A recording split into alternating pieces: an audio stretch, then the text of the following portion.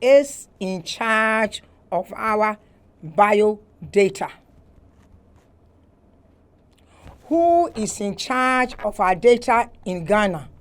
Ghanaians, every single one of you, the young person that's been just born, the old woman in my village, the teacher, the doctor, all of you, all the press, the minister, the parliamentarian, the market woman, the short driver, the taxi driver, myself, everybody there. Who is in charge? Who is responsible? Where is our data? I want these questions asked, and I demand that we get answers. Because we are living in a time where the rich people, the companies that are rich, everything, it's not about information, it's about data. And who is in charge of our data? We learned about the NIA. We were all supposed to have our Ghana card. Those who haven't had it are yet to take, but most of us have it. First, we got our voters ID. Over 17 million people were given a voters ID. Today, we went, and now even the voters ID is now taken over by the Ghana card. You listen to all the rationale behind the data collection, and you know that the country is heading towards somewhere that, for even if it's not for us, for the next generation, for our children and our grandchildren, they will have a better system. Yesterday, I had to go and I lost my Momo pin, something happened, and I had to go and just get it to be reconnected. I entered one office, MTN office, one single office.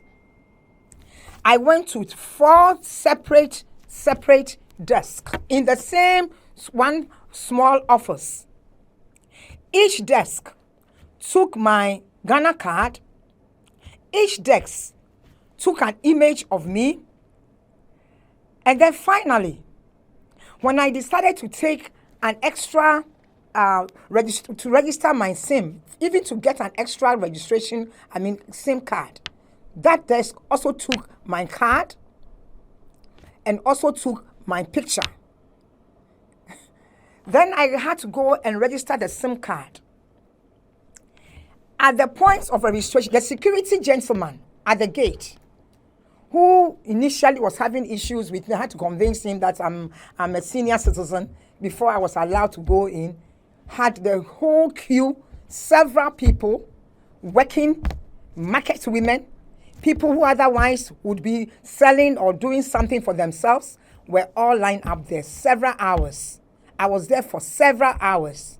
And then when I was done, in trying to register the SIM card, 2 people, one took my ID again, and then after having taken my ID, the gentleman came back for the same ID. I said, listen, that's for a different purpose.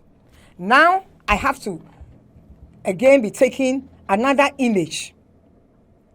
So 4 images, 4 pictures in the same location, in the same small space of one company. The one that really gets to me, they had to take some app, took my biodata with my fingerprints, with this one in my palm. I have no clue what that app is. I have no clue why the data is being collected. I just want to give a simple solution. NIA, which is the government institution, has already taken my data. And that is where, by law, they are mandated to have all the data that is required as a citizen of this country. By law, they've taken that data sitting somewhere, and we expect that government will make sure and ensure, and the institutions, NCA, wherever are in charge, will ensure that that data is protected. And that the system that took my data, when I went to take my Ghana card, I saw a system that looked organized and properly done, with a system where I was sure the information that was being taken had the security that was needed. But in this particular case, on this 4 occasions that I was taken, my picture was taken at the MTN office yesterday at 11 o'clock. It was through an app and a phone. I have no clue who owns that phone. The security guy who worked on me, I have no clue which app he was using. The other lady, I have no clue. None of them. Why would one company take 4 different images? Even at a point when they took my Ghana card, I didn't show my teeth smiling. So when they asked me to take a picture and I smiled, they couldn't even match the image. What it simply means is that whatever app is being used at that office is of a poor quality. It could not match an image when I'm smiling. Please, authorities, I'm appealing to NCA, I'm appealing to NIA, I'm appealing to anybody out there who will hear me and who will hear us Ghanaians. I am appealing to the President of Ghana. I am appealing to the parliamentarians. I'm appealing to every single institution that has been set to protect us, to ensure that not only are we protected today, that I see something looming. If we don't know where our data is going, if somebody is going to take our bio data and we don't know where it's going as a nation, then we have a problem. And let me tell you the most other difficult part. Today, we don't own our oil. We don't own our gold. Yet it's our gold and our oil. Yet we don't own our bauxite. We have signed contracts that gives us less than 10 to 15%. That does not even give us full ownership. We are not going to own our data. The telcos will own the data. As long as the telcos have our telephone number and they still have our bio data, we own nothing. Because as we sit in the world today, it is about data. So if the telcos that owns the telephone numbers are not even supposed to be owned by telcos. In other developed countries, the telephone numbers are owned by a government institution. They just give it out. But in Ghana, the telcos own. So if I want to go and register my Vodafone, I need to go through the same ridiculousness I went through registering on MTN. That is insane.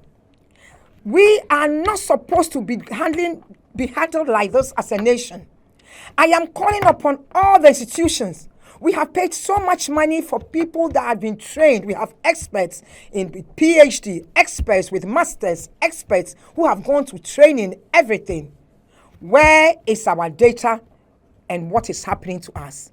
Who is overlooking, who is looking out for the Ghanaian? And what is going to happen when my son, my grandchildren, very soon would be placed in the same disadvantage that we are placed as Africans? We will be capable, but we will own nothing because our government or other institutions have sat down, made it compulsory that the only way I get to register or re-register my SIM is to give my bio data to private sector without any kind of supervision. I am saying with authority that I have been subjected.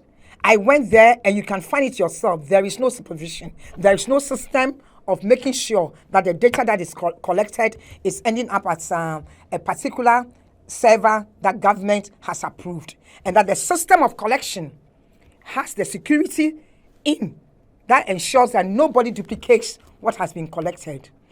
All our data might be ending up in Dubai, in Spain, in Portugal, in anywhere for that matter. We have no clue.